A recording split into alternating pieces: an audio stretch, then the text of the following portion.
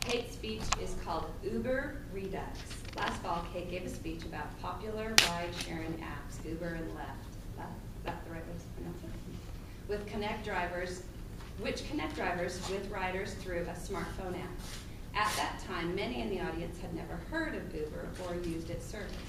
Since Uber has operated in Utah for just over a year now, Cate wanted to give an update on this participant in the new sharing economy. She is doing speech number 7, research your topic in the Confident Communicator Manual. Her objectives are to collect information about the topic from numerous sources and to support her points and opinions with specific facts, examples, and illustrations gathered through research. Her speech is 5 to 7 minutes. Please welcome Cate.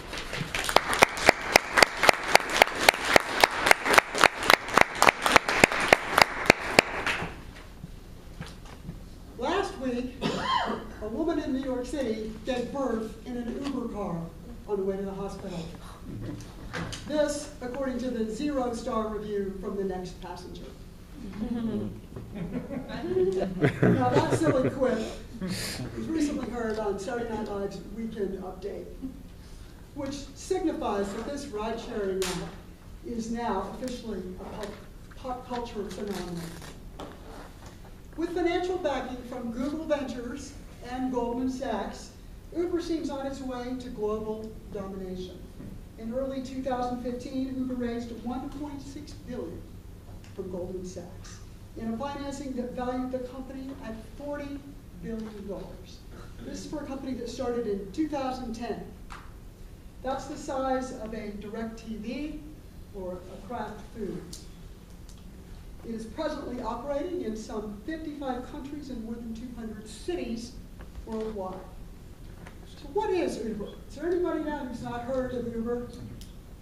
Everybody's now heard of that. There are two views really about what is Uber. The first one is Uber's view. Uber claims on its website to be evolving the way the world moves.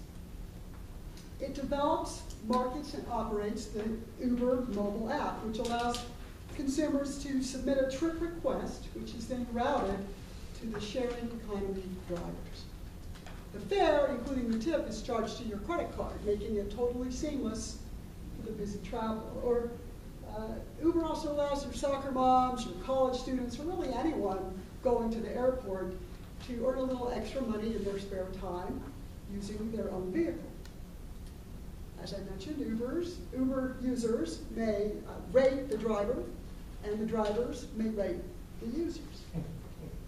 Some Uber users claim that it is often cheaper than a traditional taxi. It arrives faster and offers a much higher quality vehicle. However, the Uber app also imposes something called surge pricing. That means that in times of peak demand, say the Super Bowl or New Year's Eve, or around here, Sundance, the fares can often increase up to between 4 and 7 times the typical rate. Now, there's the other view. Uber and similar companies, Lyft and Sidecar, and there are some other ones. Lyft is the one with the pink mustache on the front of the car. You've seen that. These companies are the subject of ongoing protests from taxi drivers, from taxi companies, from municipalities, from state governments, and others who believe they are operating an illegal taxi cab operation that engages in unfair business practices and compromises passenger safety. For example, concerns have been raised about internal misuse of the company's data, and this in particular, the ability of Uber staff to track the movements of its customers. This is known in Uber parlance as God mode. Here in Utah, former Mayor Rocky Anderson authored an op-ed in the Salt Lake Tribune. Some of you may have seen that. In this op-ed, he says that Uber operates contrary to public interest principles because people should be able to rely on one predictable, affordable taxi rate. The number of taxi cab drivers should be limited so that cab drivers can make a living.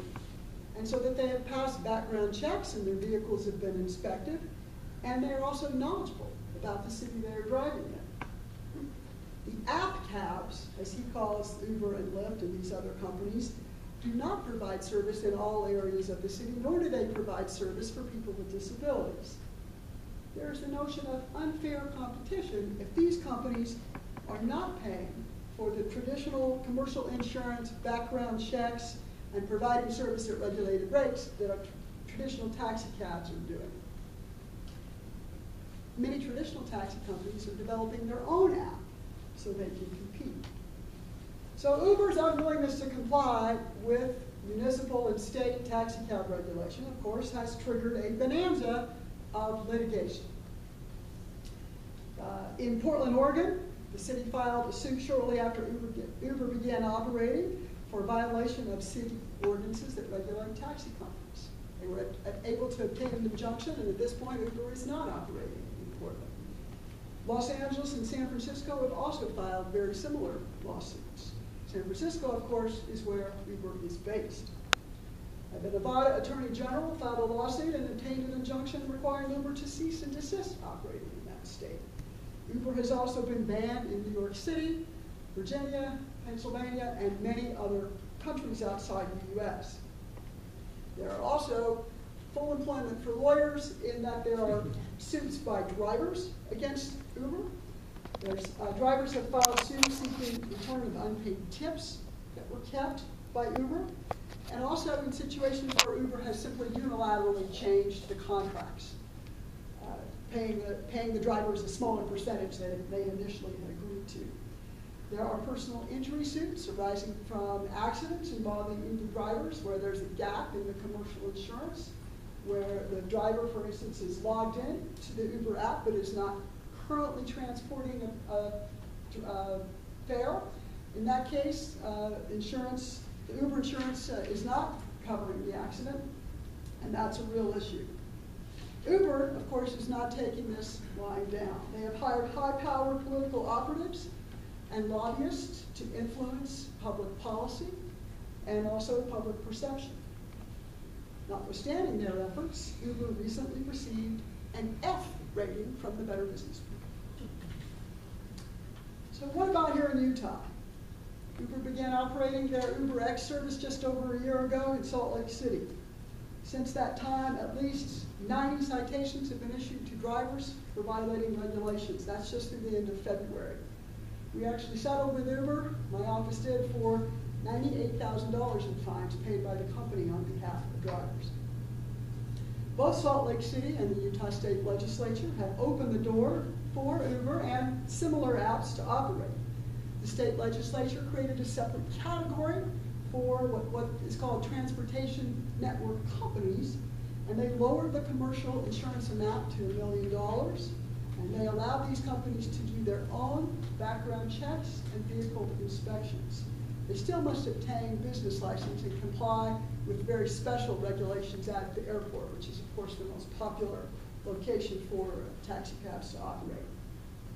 At the same time, Salt Lake City also leveled the playing field by deregulating traditional taxi service, took away the metered rates, and allowed taxis to operate on demand throughout the city. Thus far, Uber drivers have still refused to comply with Salt Lake City regulations. The drivers continue to be cited, and enforcement will remain a challenge. So the question I invite you to consider is, does Uber represent a major challenge to the status quo? Or is it simply attempting to compete unfairly by not complying with the same regulations as traditional taxi companies? How this will shake out is tough to predict, but based on the mere financing alone, I believe these companies are not going away anytime soon. They're here to stay. Thank you.